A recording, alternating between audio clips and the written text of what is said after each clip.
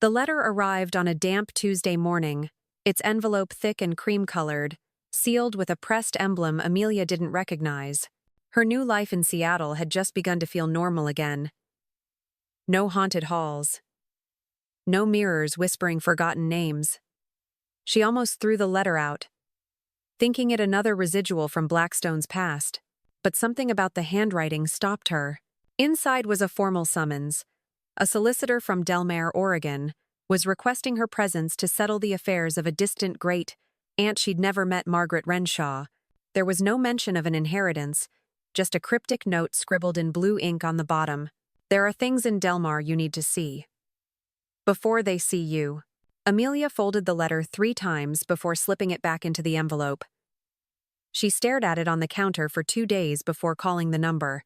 Delmar was small, barely a whisper of a town tucked into the fog-soaked Oregon coastline.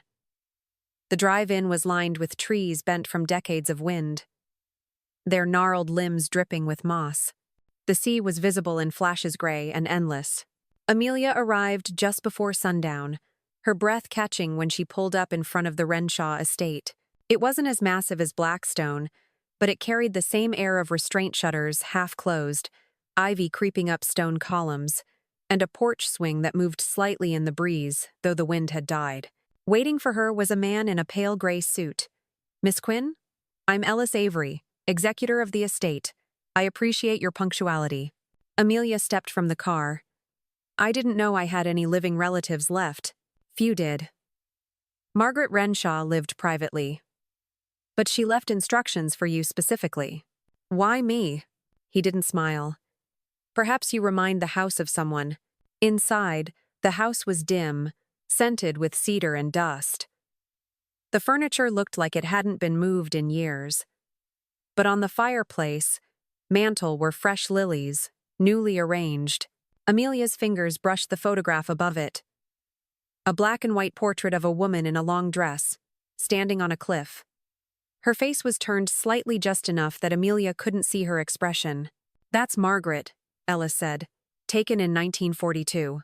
She looks like..." He waited. "Like who?" But Amelia didn't finish the sentence. Because the truth was, the woman looked like her. Exactly like her. Ellis handed her a leather folio. These were among the personal effects she left behind. There's also a journal, locked, and a note. "The key is where the waves break twice." Amelia turned toward him. "Is this a puzzle or a warning?" "Around here, Miss Quinn, those are often the same." She didn't sleep that night. Because somewhere outside, past the cliffs and the fog, she heard something moving too slow to be wind. And in the mirror by the dresser, a shape passed behind her reflection. But when she turned, no one was there. The sun in Delmar rose reluctantly, as though it, too, questioned why anyone would bother waking here. Amelia stood at the wide bay windows of Margaret Renshaw's sitting room, sipping tea that had long since gone cold. Below her, the fog rolled over the coastline like breath from something ancient. The phrase from the letter haunted her. "The key is where the waves break twice." She'd studied maps of the shoreline Ellis provided, walked the perimeter of the estate, and even questioned the grocer in town, an older man with sun-spotted skin and a knowing glint in his eyes. "There's only one place where the ocean forgets how to behave," he'd told her, tapping his temple. "We call it the Crescent. 2 tides meet there. One comes from the north, one from the west. They crash into each other like ghosts fightin' in the fog." He'd said it like folklore. But Amelia had grown out of disbelief. The Crescent lay down a crumbling trail, through pines that bent too low, as if mourning. The cliffside descended to a half-moon cove, sharp rocks splitting the surf like broken teeth. Waves indeed broke twice there. Once against the shoreline, then again against a shelf of stone hidden beneath the tide. It created a strange echo like the sea whispering back. There, nestled in a crevice, she found it. A small brass key, wrapped in oilcloth, buried in a jar under stacked stones. The cloth was damp, but the metal gleamed. She stood for a long time before climbing back to the house. Margaret's journal was bound in black leather, the initials MR pressed faintly into the cover. The lock clicked open easily. Inside, sketches, formulas, weather patterns, and symbols. Pages on dreams. Charts of the tide's cross, referenced with lunar phases. Obsessions, the 12th of March. She stood behind me in the mirror again, smiling. But her eyes didn't belong to any Renshaw. The 3rd of April. The twins drowned in 1879. Everyone said it was an accident, but I've seen them reflections don't lie. May 9th. Amelia. Again, this time by name. How does the house know? How far forward can a mirror reach? Amelia's throat tightened. She flipped ahead. The Renshaw line isn't just blood. It's repetition. Every generation leaves one girl behind. One girl becomes the keeper. I refused. The house kept trying. I made it stop. If she returns, she must choose. Stay or sever. That night, Amelia stood again at the mirror in the guest room. Nothing moved behind her. No shapes. No whispers. Until she blinked. And her reflection didn't. It smiled slowly. Sadly. Then raised a hand to the glass, palm outward. Not a threat. A question. In the morning, Ellis brought a letter. Found this tucked behind a wall panel, he said. Dated 1993. Same handwriting as the journal. The letter was addressed to my future and bore no salutation. They will offer you the house. Do not accept it in speech. Do not claim it in writing. The inheritance is not wealth. It is memory. And memory is a trap. If you read this, you are the echo of me. The house will try again. It always tries again. Break the pattern, Amelia. Walk away. Ellis tilted his head. You okay? She folded the letter. I don't know. That night, Amelia did not sleep in the guest room. She took the journal, the letter, and a flashlight down to the basement, a stone cellar, with arched support beams and damp air. She followed the sound of dripping water to a bricked-up passage. On the journal's final page was a sketch, the same arch, and beneath it, a sigil shaped like an open eye. She touched the brick. It was warm. Her flashlight sputtered. And from behind the wall, a knock. Note echo. Note draft. A knock. 3 times. Then silence. She ran. In her dream, Margaret sat at the kitchen table, hands folded neatly, eyes hollow. You know what they want, she said.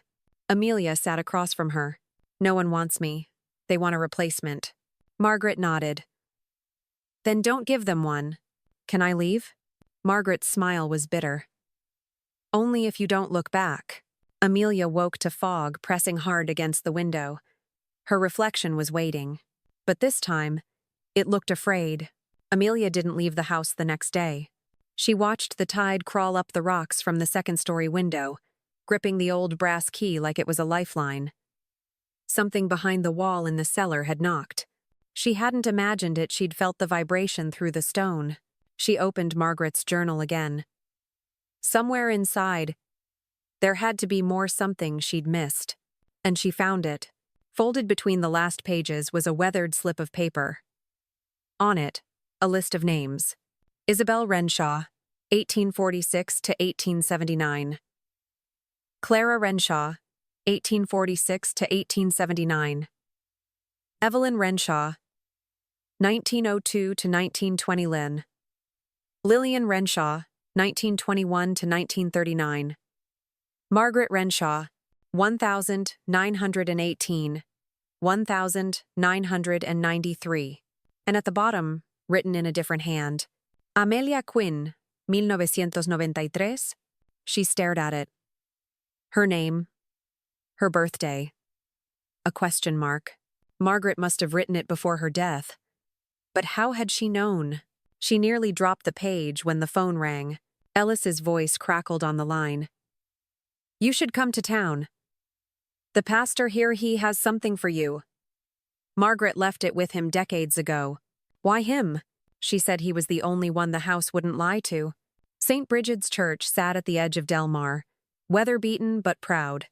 Inside, sunlight filtered through warped stained glass, casting soft reds and golds on the wooden pews. Pastor Donnelly was a tall, hollow man in his 60s, with hands too large for his thin wrists. He welcomed her with a nod. "You're Margaret's girl," he said. "I'm not anyone's girl," she replied automatically. He smiled at that. "She said you'd say something like that." He led her to the back office and retrieved a small oak box. Inside were 5 rings each with the same sigil from the journal. The open eye. "These belong to the other women," he said. "Margaret said you'd need to return them." "Return them where?" He only pointed to the journal. "She said the answer's there. But she warned you'd have to give up something of your own." Amelia's throat tightened. "And what if I don't?" Donnelly's smile faded. "Then the house keeps looking." Back at the estate, Amelia spread the rings on the floor of the sitting room. 5 lives. 5 disappearances. 5 offerings? She reread the journal's cryptic entries, now with new context. The house remembers every name it takes. Rings are not adornments, they are seals. To end a cycle, place them where memory begins. She returned to the basement. This time, she didn't run. She set each ring into the carved indentations along the wall's arch. The sigil glowed faintly beneath her fingertips. A gust of wind, from nowhere, extinguished her flashlight, and the bricks shifted. The passage opened. It led downward, steep and cold, into a chamber lined with mirrors. Not reflective dull. Tarnished. They didn't show her reflection, only faces. 5 women. They watched her silently. Not angry. Not begging. Just waiting. In the center of the room was a pedestal. On it, a final ring. The 6th. It pulsed. She approached and lifted it. The moment she did, a whisper filled the chamber. "Name yourself." She hesitated. Then, "Amelia Quinn." The ring burned in her palm, then cooled. The mirrors trembled. And for the first time, all 5 women smiled. Back upstairs, dawn was breaking. The house was quiet. Not just silent, peaceful. The sigil on the wall had faded. The journal now contained one final line, which hadn't been there before. The key was never the brass. It was the name spoken freely.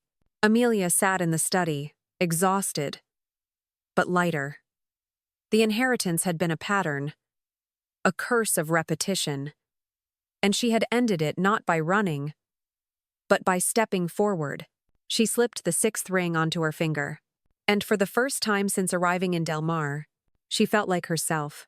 The days following the ritual in the chamber passed like waves in fog quiet, disorienting, strangely timeless. Amelia tried to resume something like normal life within the mansion, but something had changed. It wasn't just the absence of dread, or the silence of the mirrors. It was as though the house itself had drawn breath and held it. Waiting. Each morning, she walked the cliff path to the crescent. She didn't look for keys anymore, but the sea offered her something else. Distance. Clarity. The knowledge that she could leave at any time. She didn't. She began to catalog the items left behind by Margaret. In the attic, she found hundreds of letters bundled in silk ribbons. They were addressed not to people, but to echoes. Some dated back to the 1800s. Others bore no dates at all. Most were empty envelopes, sealed and marked with the open eye symbol. One letter, however, was different. It had her name, Amelia. If you find this, then the silence has lifted. That means you've spoken the name, worn the seal, and entered the Hall of Mirrors. But your work is not done. The house chooses. Yes, but it also listens. There's a voice beneath Del Mar, a deeper current. One I couldn't face. One you must. Go to the place where the fog never lifts. That is where the voice sleeps. You have 3 nights. Margaret. Amelia stared at the note for a long time. Then she walked downstairs and packed a bag. She asked Ellis about the place where the fog never lifted. He stiffened, visibly uncomfortable. There's an inlet past Bracken Hill, he said finally. Locals call it Whispers Hollow. Fog sits there like soup, doesn't move, birds avoid it. Have you ever been? Once, as a teenager. My flashlight died halfway in, and I swear I heard someone whisper my name. Except I was alone. He looked at her carefully. Why are you going? She didn't answer. Whispers Hollow was a narrow gorge flanked by lichen-covered stone. Trees loomed overhead, their branches tangled like rib cages. The fog here didn't drift. It clung, dense and unmoving. She stepped inside. Every footstep sounded muffled. Her breath became louder than the crunch of leaves underfoot.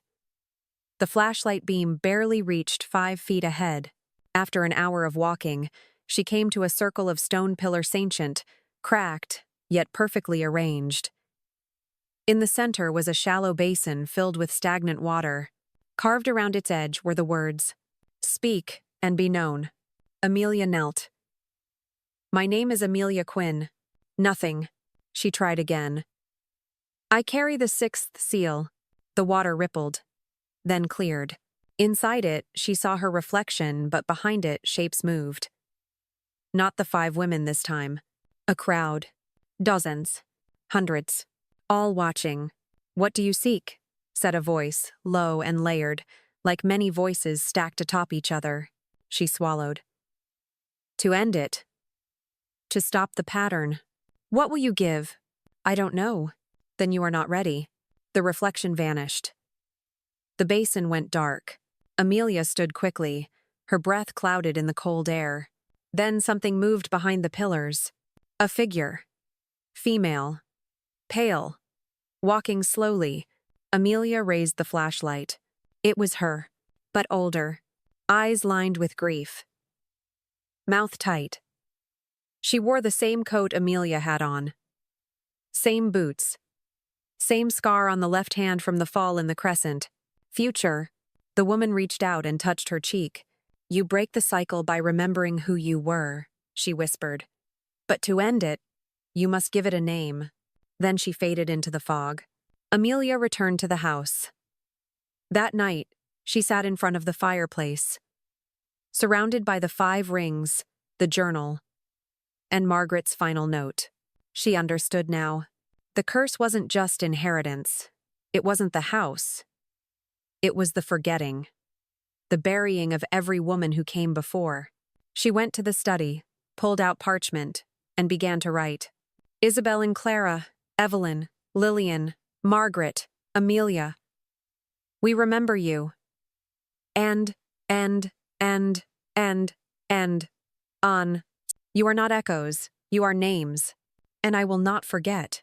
As she wrote the final line, the house groaned a deep, settled sigh, like timbers stretching after a long sleep. And in the mirror over the mantel, the 6 reflections aligned for a moment, then vanished, leaving only her. Amelia awoke the next morning to the sound of the front door creaking open. No knock, no voice, just the raw moan of rusted hinges. Her body froze mid-turn in the sheets, ears straining. But it wasn't footsteps that followed. It was humming, a lullaby. Soft, warped. Something she hadn't heard since childhood. She crept downstairs, barefoot, heart pounding. The house was empty, but the fireplace burned again. Flames crackled bright in the hearth, even though she hadn't lit it in days. And in front of it, the old wooden rocking chair moved slowly back and forth. No one in it. No wind to rock it. She stepped forward, and the lullaby faded. On the mantel, a new object sat, a small iron key, completely unfamiliar. Beside it, a folded piece of parchment in new ink. One door remains. Amelia took the key. The metal was cold and slick with condensation. She knew immediately where it led. The lowest level of the estate was sealed by an ancient door built into the foundation itself, blackened iron, covered in soot and ash. It had never opened. Not even Ellis had seen what lay behind it. Until now, the key slid in with a reluctant click. The door groaned open like something exhaling after 100 years. Inside, stairs descending into the earth. Amelia descended. What greeted her was neither crypt nor tomb, but a room that defied shape. Circular, but shifting. Walls that pulsed gently, breathing with an energy she couldn't place. In the center stood a table. On it, an hourglass. The sand inside moved sideways, neither falling nor rising. Above it, an inscription in Renshaw script. When time breaks, choose the truth. Then a voice. You found the final door. Amelia turned. Margaret stood at the far end of the chamber. Not a ghost. Alive. Real. But younger. Different. Dressed as she would have been in the 1970s. Her eyes clearer, less burdened. Margaret? I'm the last memory, she said. The one that wouldn't sleep. Amelia stepped closer. Why are you here? To offer you what no one offered me. Margaret gestured to the hourglass. A choice. The walls around them flickered with image sheets of the 6 women before Amelia. Their final moments. Reflected in mirrors, scrawled on pages, locked in fog. They each accepted their place, Margaret said. Each became the next echo. The next keeper. I refused. So the house buried me beneath time. Amelia reached for the hourglass. The sand inside stopped moving. If I flip this, you sever the line. The house forgets. All names become free. Even yours. And if I don't, you become the new beginning. Amelia stared into the sideways sand. She thought of the women, the voices, the curse. But she also thought of the sea. Of Ellis. Of the life she might still claim.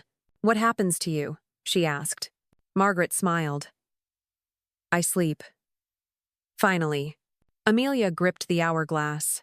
Flipped it. The sand poured in reverse. The chamber shook. Light flared from every wall. Margaret stepped backward. Fading. Smiling. You remembered, she whispered. That was all we needed. Then she vanished. The door behind Amelia closed. But this time not to trap her, to protect her.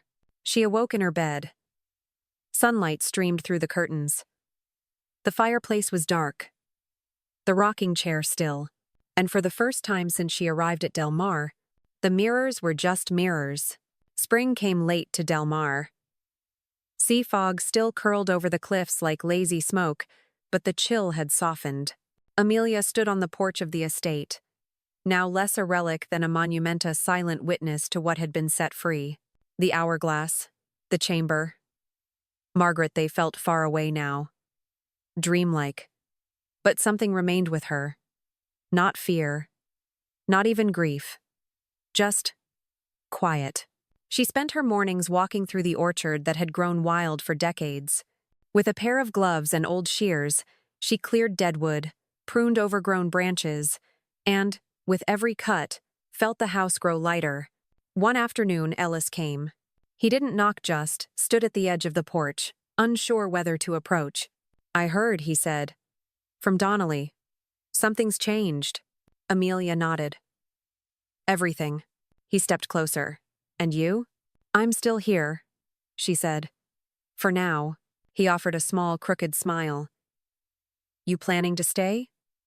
She glanced at the house behind her. It's strange, she said. For the first time, I don't feel like I have to. Inside, she'd rearranged nearly every room. The mirror in the grand hallway, once an eye into something darker, was gone. In its place, a window opened toward the sea. The study held her journals now, her own handwriting on new pages. She kept the old ones, but stored them in the attic, among Margaret's letters. And the rings? She buried them beneath the old olive tree on the hill. 6 stones now marked their resting place, not as warnings, as names. Isabel, Clara, Evelyn, Lillian, Margaret, Amelia. She placed her own name last, not as a death sentence, but as the end of the line. A punctuation mark. A release. Weeks passed.